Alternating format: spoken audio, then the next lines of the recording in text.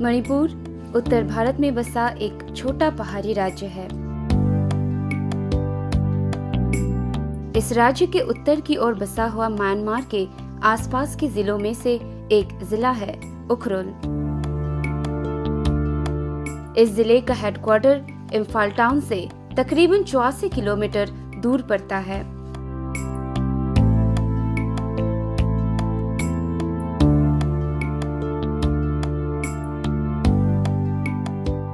उखरुल एक बहुत ही खूबसूरत जगह होने के बावजूद इसमें विभिन्न प्रकार के वनस्पति, बेहद खूबसूरत छोटे छोटे गांव और इन सब से ऊपर विश्व में कहीं नहीं पाया जाने वाला शिरोई लिली यानी लिलियम मुक्लिने का खिलने का एकमात्र जगह है।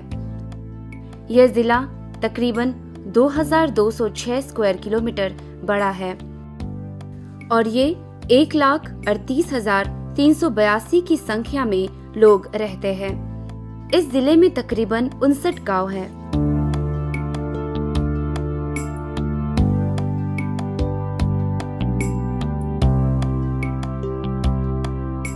हमारे डीडी किसान की टीम जिले के पश्चिमी और बसे हुए गांव के बीच में से फाली विलेज में खेती बाड़ी से संबंधित उठाए गए कार्यों को देखने पहुंचे।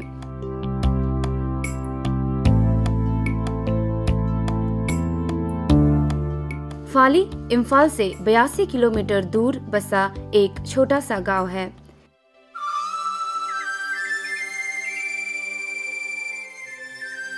इस जगह में पहुंचने के लिए इम्फाल उखरुल का पहाड़ियों से भरा रास्तों से आते हुए महादेव लमखाई पहुंचते ही दाएं तरफ पड़ता है उखरुल हेडक्वार्टर और इस रास्ते के बाएं तरफ पड़ता है फाले विलेज, जो इस गांव में जाने का मुख्य रास्ता है।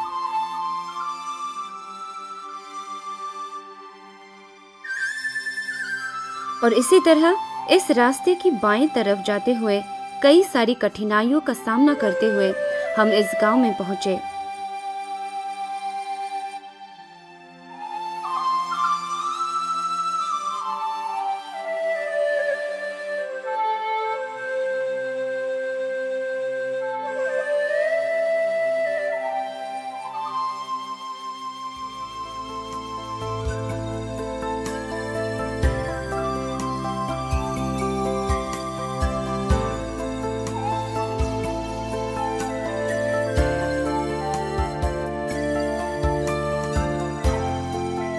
फाले विलेज 64 स्क्वायर किलोमीटर बड़ा, उत्तर की तरफ सोमदाल, तालुई, पूर्व की तरफ गाइमू, पश्चिम की तरफ तुइनेम और दक्षिण की तरफ लमलांग से घिरा हुआ एक गांव है।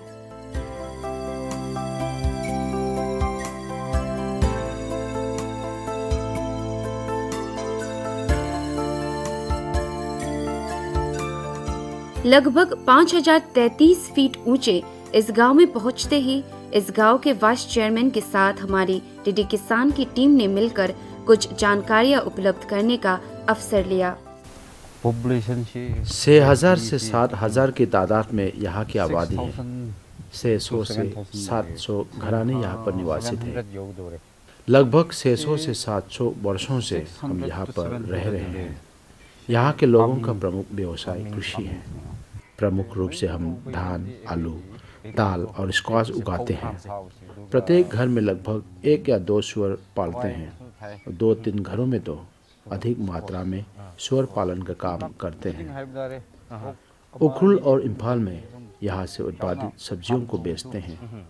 यहाँ से बाजार बहुत दूर होने के कारण हमें भाड़े पर गाड़ियाँ लेकर सामान ले जाना पड़ता है। इस वजह से हमें अधिक खर्च करना पड़ता है और लाभ ज्यादा नहीं मिल पाता।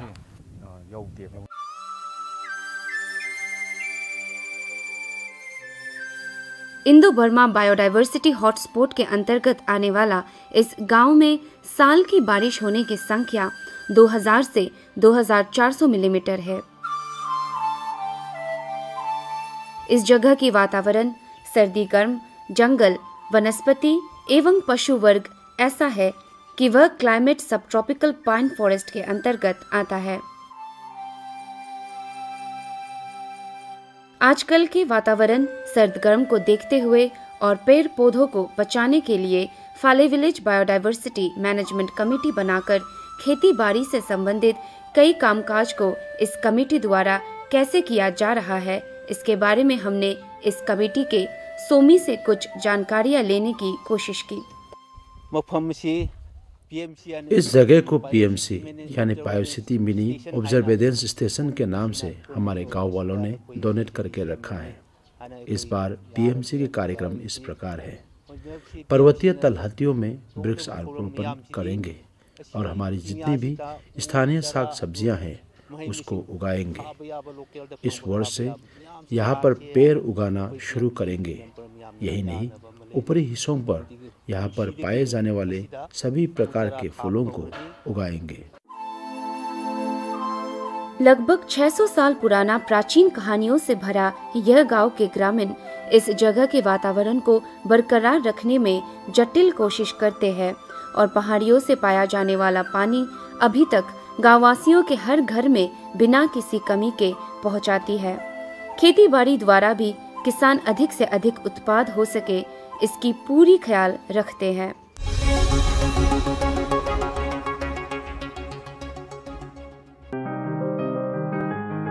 बीमारियों से कैसे बचेगी फसल?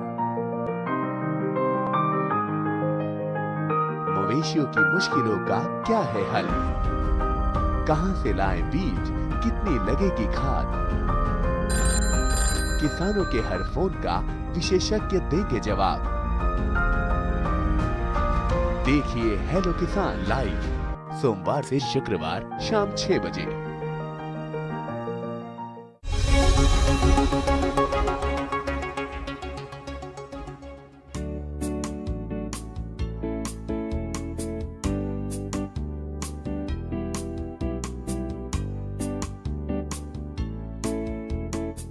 और इसी तरह गांव से तकरीबन 2.5 किलोमीटर जाते हुए मुकलांग नामक एक गांव में इंटीग्रेटेड फार्मिंग यानी कि केले, संतरा, जैतून, पशु, मुर्गी इत्यादि का फार्मिंग करते हुए इससे अधिक लाभ उठाने की कोशिश हमारे किसान भाई किस तरह करते हैं, इसके बारे में हमने उनसे मिलकर जानने की कोशिश की। हम संतरे और नींबू ज्यादातर उगाते हैं और अन्य फलों के प्रकार जो भी उपलब्ध हैं सब उगाते हैं। अगर सच कहे तो केले को भी फार्म के तौर पर उगाते हैं। सूअर भी अधिक संख्या में पालने का प्रावधान है। फिलहाल अभी केवल एक ही सूअर पाल रहे हैं। हमारी स्थानीय मुर्गी तो लगभग 250 हैं, पर लायर के जो प्रकार के मुर्गी है उसके लिए जो पहले ही मुर्गियां हैं उनको बेचकर नई मुर्गियों को पालने की तैयारी हम कर रहे हैं। इस दरबे में लगभग 700 मुर्गियां पालते थे, पर अब पुरानी मुर्गियों को बेचकर नई मुर्गियां पालने के लिए हम तैयारी कर रहे हैं। ब्रॉयलर और लायर दोनों प्रकार की मुर्गियों को पालते थे। इनको हम मकई के दाने पीसकर खिलाते थे। हम पहले यहाँ मकई उगाते थे, फिर उसे यहीं पर पीसकर उनको खिलाते थे। इन मकई के दानों को यहाँ पर पीसते हैं, यहीं पर उगाकर इसको उत्पादित किया गया है। लगभग 50 बोरियां उत्पादित हुआ था।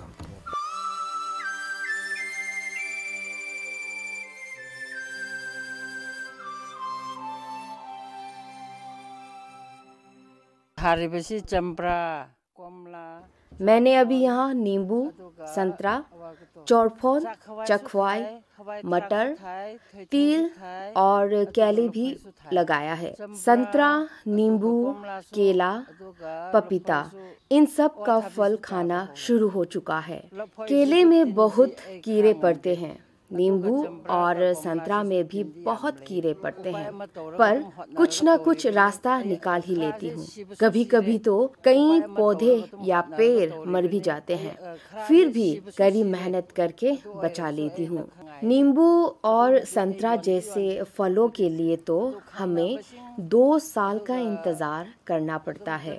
2 सालों के बाद ही फल लगते हैं।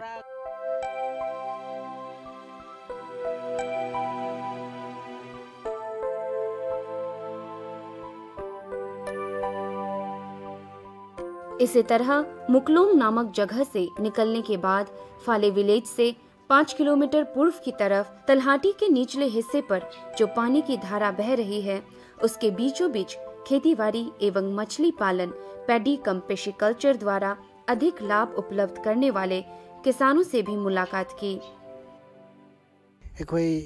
हमारे खेत में मछली पालन के लिए हम सोती मछली घाटी चलाते हैं। मई या जून या जुलाई के महीने हम सोती मछली लाकर इसके पालन शुरू करते हैं। यहाँ कमन कार्प, ग्रास कार्प और मृगल जैसे मछलियों का हम पालन कर रहे हैं। धान को जून माह में खेतों में फैलाते हैं, इस कारण अगस्त के महीने में मछली का पालन शुरू करते हैं। मेरे खेत में 200 से 2.5-3 निकल जाता है। अगर इसे बोरी में हिसाब करें तो 40 बोरी धान मिल ही जाता है। धान कटाई के बाद छोटी मछलियों को इम्फाल से लाकर फिर हम पालन करते हैं। मछली पालन में इन मछलियों को कुल 100 किलो तो हम बेचते ही हैं। हम दोनों की इस खेत से 1,40,000 रुपये मिल जाते हैं। कुल मिलाकर 2,40,000 रुपये तो हमें मिल जाता है।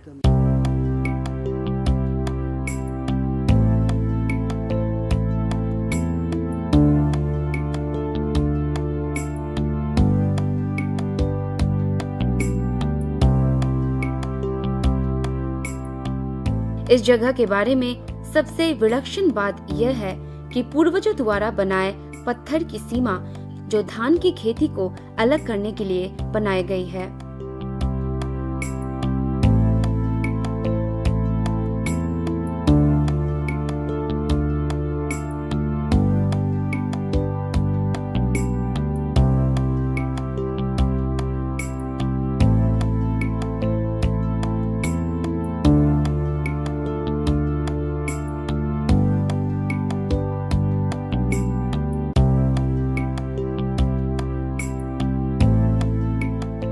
गाँव वासियों द्वारा उठाए गए कार्यों को देखने के बाद वापस आते हुए हमने देखा गांव के आसपास पानी वाले पत्तों को खाकर बतख एवं बकरे की पालन से किस तरह अपनी आय का स्रोत बनाने में जुटे हुए हैं।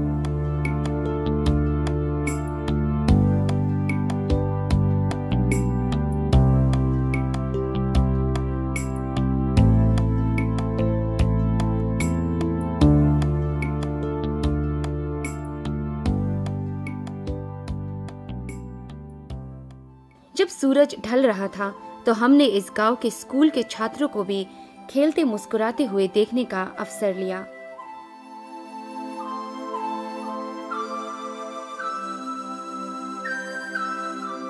हमारी 2 दिनों की यात्रा में पहली रात के अंत होने पर ग्रामीणों ने स्वादिष्ट भोजन तैयार किया और हम सभी ने इसका मिलकर सेवन किया।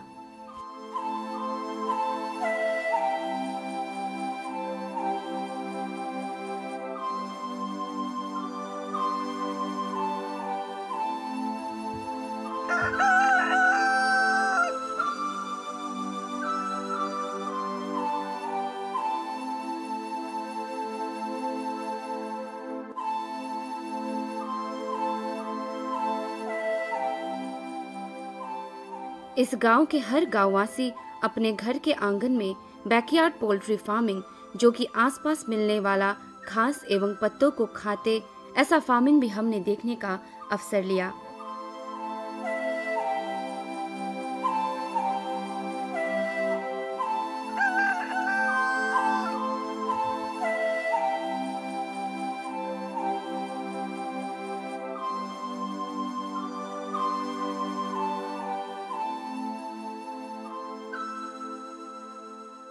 इसी तरह हमारी डीडी किसान की टीम आगे बढ़ते हुए खराब सड़कों का सामना करते हुए निंगशिंगफुंग नामक गांव में ओके पिग यानी सुअर की फार्मिंग किस तरह हो रही है, इसे जानने के लिए आगे किसानों से मिले।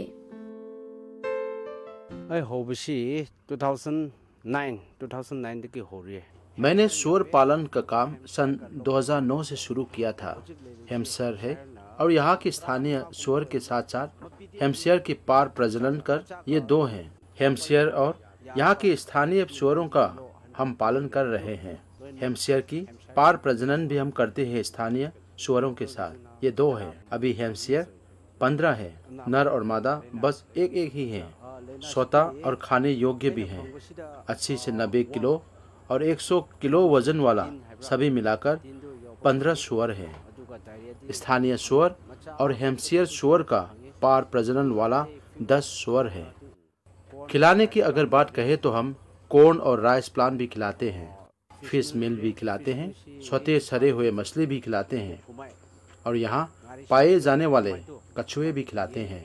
केले के पेड़ और शकरकंद के पत्ते भी हम सूअरों को खिलाते हैं।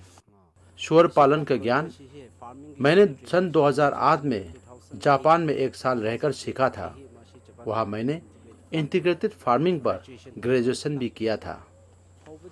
वहाँ से लौटने के बाद साथ साथ यहाँ इस गांव में मैंने ट्रेनिंग दिया। वहाँ ट्रेनिंग मैंने खासकर युवाओं को दिया 1 हफ्ते के लिए। उन्होंने कुछ मत निकाला, मैंने भी कुछ मत निकाला और एक्सपर्ट ने भी अपना कुछ राय दिया। इन सारे मतों को मिलाकर मैंने ट्रेनिंग दिया। सूअर को कैसे पाले जाते हैं, उन्हें क्या क्या और कैसे खिलाते हैं, क्या क्या ज़रूरतें हैं, गैस्ट्रेशन कैसे देते हैं और दवाइयाँ कैसे देने हैं, ये सब मैंने गांव वालों को ट्रेनिंग दी है। और कई एनजीओ भी बुलाते हैं अलग अलग गांव से और अन्य ज़िलों से भी। इस तरह जहाँ जहाँ के लोग बुलाते हैं वहाँ हम ट्रेनिंग के लिए चले जाते हैं और कभी कभी अलग अलग जगहों से लोग मेरे पास यहाँ आकर भी सीखते हैं। शुरुआती दौर में बहुत कम फायदे होते थे, बस इन्वेस्टमेंट ही ज़्यादा था। सन 2008 में मैंने ट्रेनिंग लिया और सन 2009 से काम शुरू किया। इसकी शुरू मैंने बस 1 नर और 1 मादा से किया। सरकार से भी मुझे कोई मदद नहीं मिला, इसलिए उस नर और मादा को पालकर मैंने अपना काम शुरू किया। पहले हम सूअर के बच्चों को बेचते थे। धीरे धीरे तरक्की करने के बाद फर्श बनाया और फिर धीरे धीरे सूअरों के रहने के लिए शाला बनाया। ऐसा करते करते 3 साल लग गए हैं। एक सूअर का मैं 20,000 से ऊपर बेचता हूँ। इस प्रकार 1 साल में 5 लाख रुपए तो कमा ही लेता हूँ आसानी से। अगर कोई किसान काम करना चाहे तो पैसे ना होने के कारण बहुत कठिनाइयों का सामना करना पड़ता है। अगर सरकार जिन्हें ये कार्य पसंद है, जो लोग इस कार्य को करना चाहते हैं, जिसे ये कार्य पसंद हो, ऐसे लोगों को अगर सरकार की तरफ से मदद मिले तो उन्नति और विकास बहुत जल्दी हो सकता है। मुझे यहाँ तक पहुँचने में काफ़ी समय लगा। सन 2009 से अब तक उन्नति बहुत धीमी रहा। अगर सरकार मदद करते तो उन्नति थोड़ा जल्दी हो सकता था।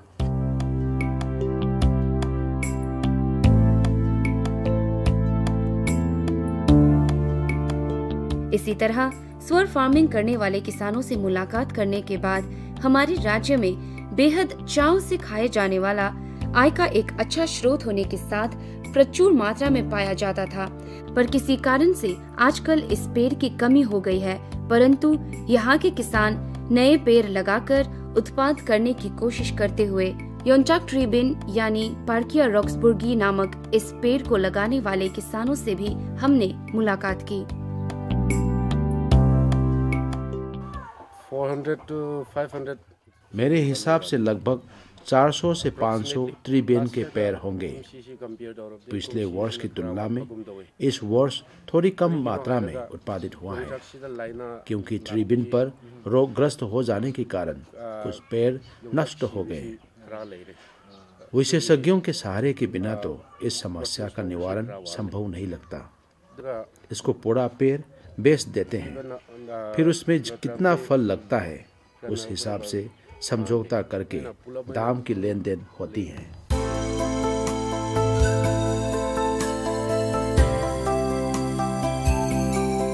घर द्वार को साफ सुथरा रखना यहाँ के ग्रामीणों का एकजुट सोच है।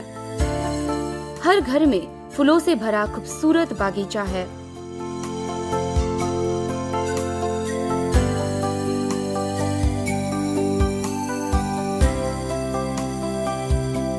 इसी बात का संकेत ये है कि ग्रामीण उच्च गति और शांत स्वभाव के साथ रहते हैं।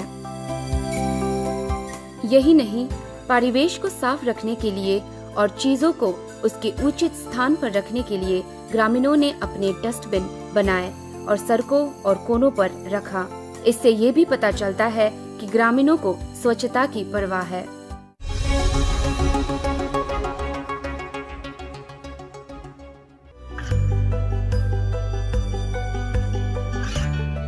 गांवों और पिछड़े क्षेत्रों में सरकारी योजनाओं की जानकारी पहुंचा। देश में कौशल और क्षमता विकास कर ग्रामीणों को सामाजिक बदलाव और विकास से जोड़ने की दूरदर्शन किसान की पहल चौपाल चर्चा देखें सोमवार से शुक्रवार सुबह 9 बजे।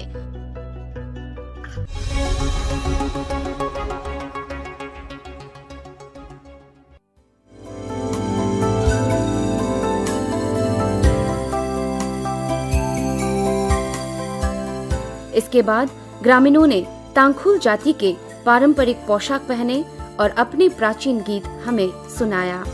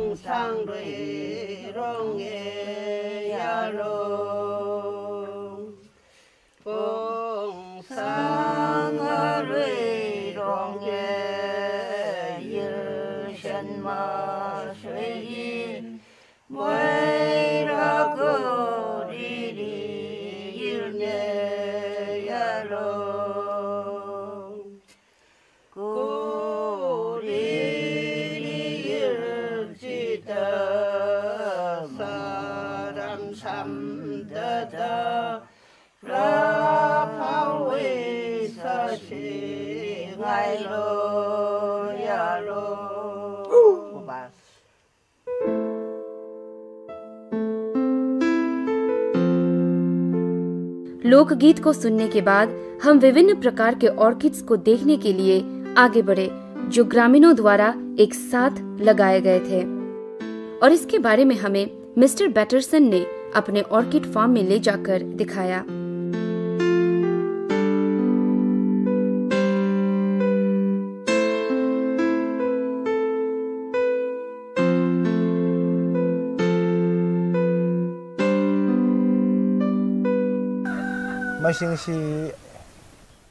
यहाँ पर उगे ऑर्किड की संख्या सीधे सीधे तो नहीं बता सकते, पर लगभग 100 के आसपास के प्रकार होंगे। इसमें ग्राउंड और टेरेस्ट्रियल मिलाया गया है।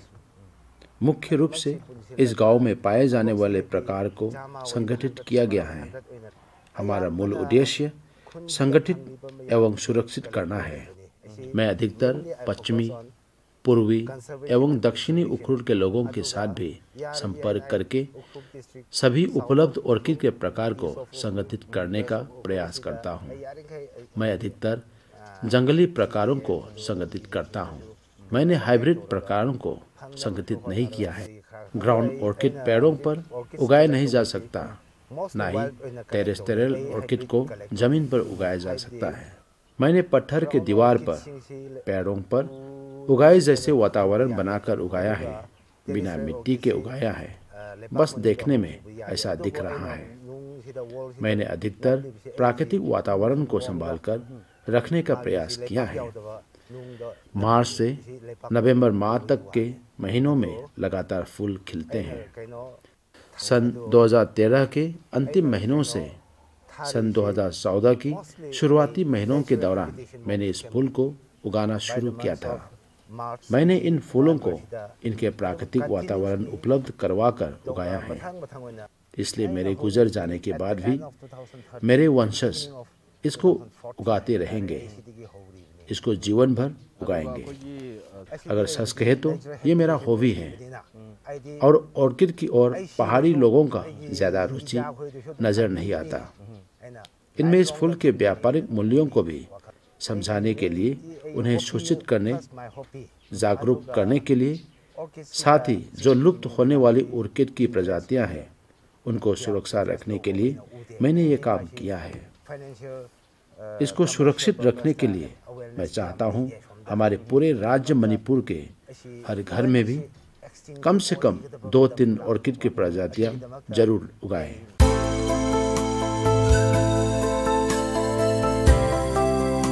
ग्रामीणों को इस तथ्य का पूरी अवगत है कि प्रकृति ने जो चीजें प्रदान की हैं, उन्हें बरकरार रखना और गांव की देखभाल की जानी चाहिए।